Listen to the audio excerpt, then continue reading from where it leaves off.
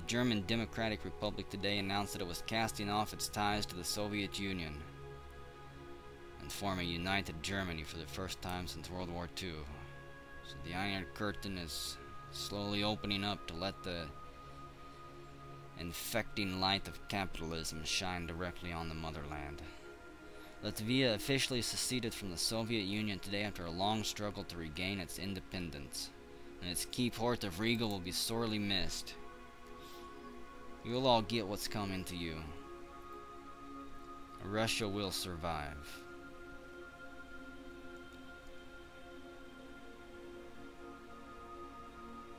Lithuania, the largest and perhaps the most politically radical of the Baltic republics, has also declared a secession, dancing in the streets of Vilnius. Let's go over the new budget then, shall we? I think we'll just keep all that funded there.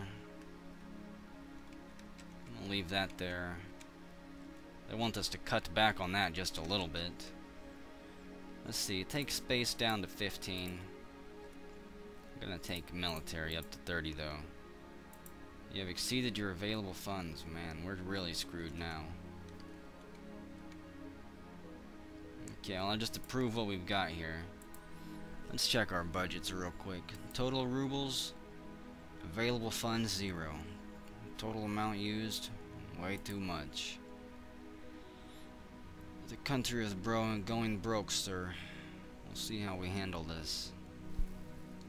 Boris Yeltsin caused a stir in the Central Committee today, criticizing conservative members for opposing reforms. Boris is lucky that he's got protection. In the old days, insolence like that would have been dealt with swiftly. And the Council of Ministers gives the President a ring.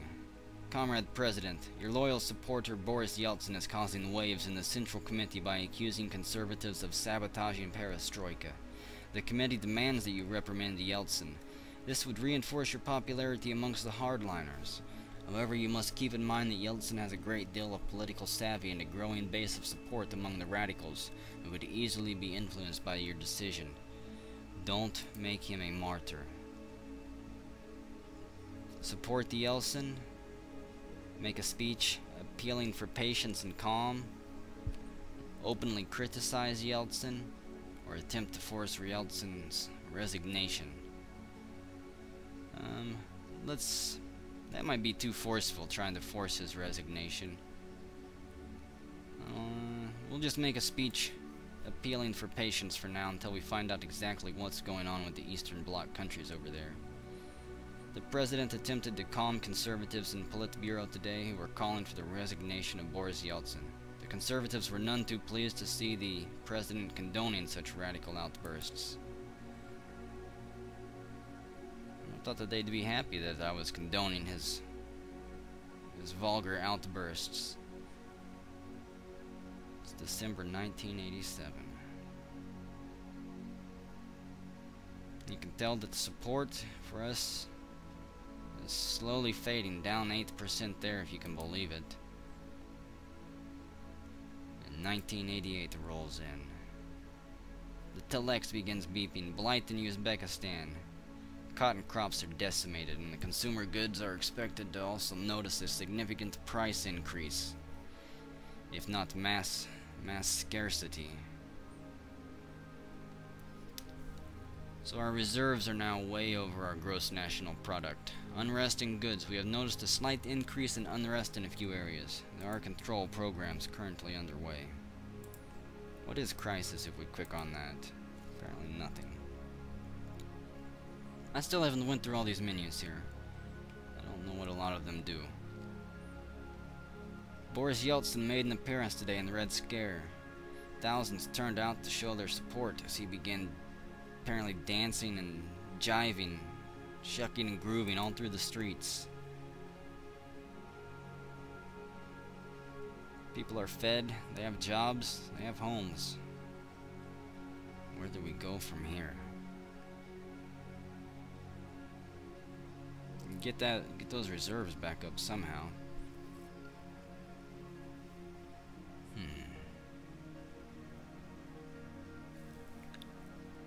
Annual policy speech. What should we do? Style of government is still despotic. Diplomatic policies. I guess we don't need to be completely hateful. Move this to transitional. Trade policy. We're still working on changing our perception there. Bump that to some restrictions. Media freedom, economic policies. Yes, that's fine. And we'll leave all that there. The Council of Ministers calls us again. Comrade President, with your policy of glasnost in place, it seems inconsistent to keep our respected physicist Andrei Sakharov locked up for speaking out against the involvement in Afghanistan. Given that he will probably continue his criticisms, do you want to release him and other prisoners to show your true commitment to glasnost? Would you prefer to release just Sakharov, or would you deprive them? Leave Sakharov in exile to please the hardliners. Let's relieve Sakharov. He's been in there long enough. Times have changed just a little bit, and that we'll deprive them of their most well-known symbol. They can't say that we're locking him up and it's inhumane anymore. We still have hundreds or thousands of others locked away that no one even gives a damn about.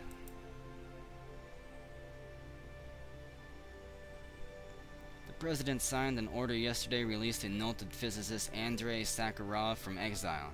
Sakharov is the conscience of our nation, the President said. Our conscience may not always be right, but it never hurts to listen to it.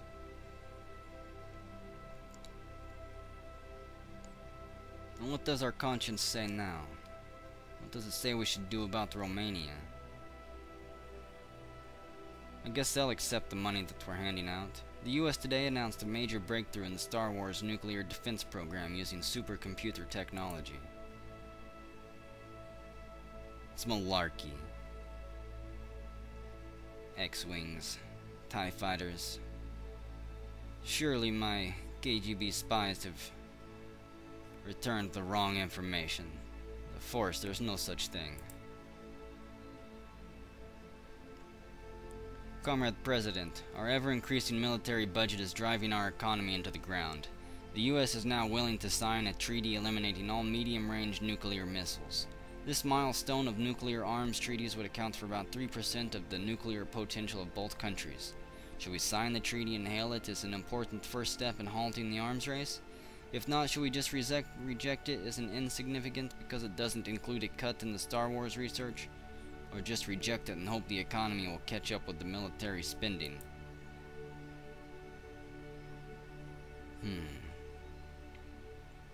Reject the offer in favor of new programs? I think that we'll sign this treaty. We have other programs in place. I suggest that you do a research on Project Death Hand.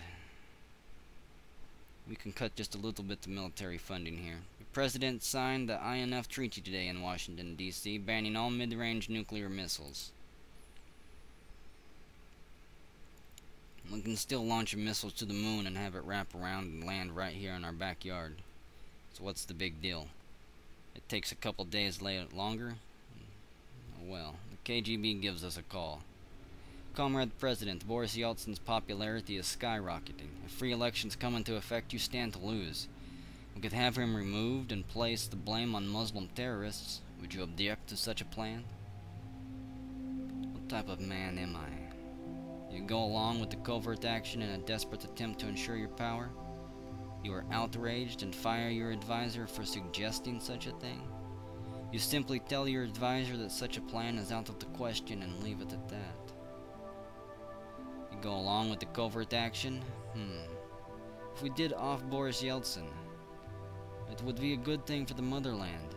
He is a capitalist dog. He would sell us out in no time and let the bankers come in, begin to buy up and own the countries and the factories. You were outraged. I'm not sure if we should fire the advisor. But we can't do nothing. I wish I knew what it meant.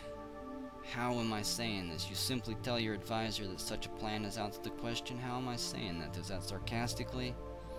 Is it offhandedly? Is it in a way that says, do it, but I don't want anyone to know I'm involved, that they're recording this conversation. I think that we'll just go along with this and try to get Boris Yeltsin out of the way here.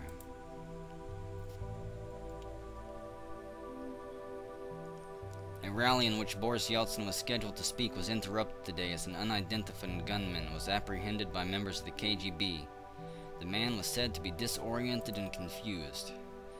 Perhaps he was drugged or drunk. We'll find out. New policies announced. Comrade President, you have the goodwill of the Soviet people in everything you do, but please realize that the opposition will protest the change of policy and diplomacy which you announced in your recent May Day speech. For the good of the nations, moderate your decision. I don't remember doing anything too drastic except, didn't I open the markets a little bit more?